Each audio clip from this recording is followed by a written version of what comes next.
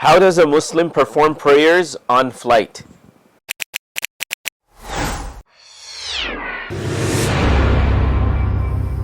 Assalamu alaikum wa rahmatullahi wa barakatuh. Welcome to another session of Muslim Travel, Your Questions Answered. Ibn Umar radiallahu anhuma and others make a mention that they've traveled with the Prophet of Allah, peace and blessings upon him, and they've seen him performing prayers on his conveyance. However, for fard prayers, the Prophet Muhammad, peace and blessings upon him, would descend, stand, and perform his prayers facing the Qibla. What we learn from this is that when a believer is on flight, they need to do what it takes to find a suitable place with the permission of the flight attendants and stand as well as face Qibla when performing prayers.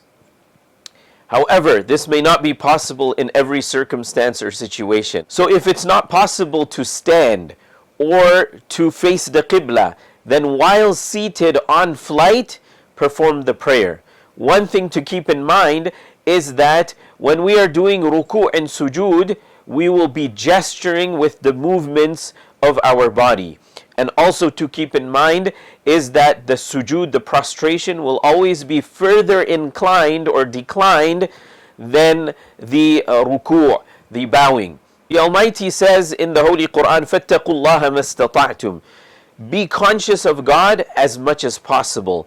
So when a person is in flight and there are limitations, they will perform the prayer in their seats.